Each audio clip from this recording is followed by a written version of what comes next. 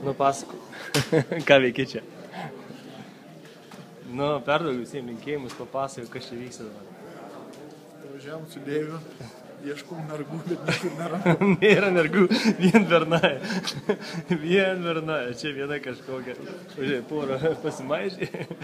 Rimtai pasako, kas yra. Kas yra? Na, pasako, kas čia vyksta. Bandysim. Laimė.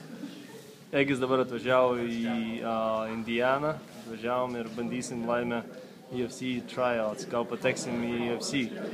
Ką, visi palinkėkit sėkmės, Chael Sonnen susitikom, jau Egiui palinkėjau sėkmės.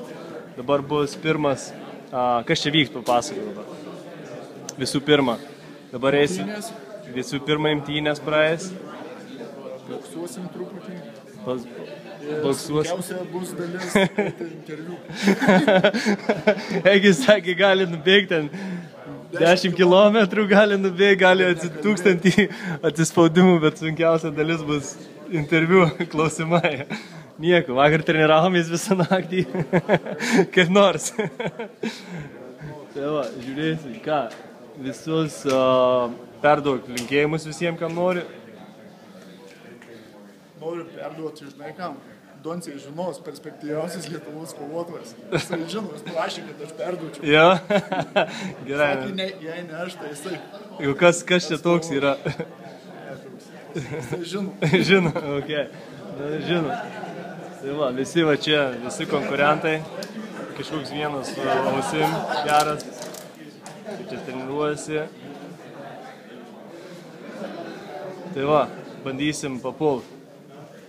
Gal po šiandien žinosim, kaip viskas vyksta.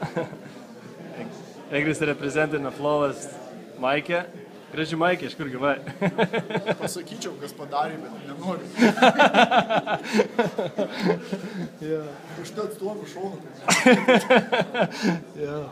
Nu ką, sėkmės Egi ir tikėkimės, kad kitas interviu bus linksmesnis dar. Gerai, davai.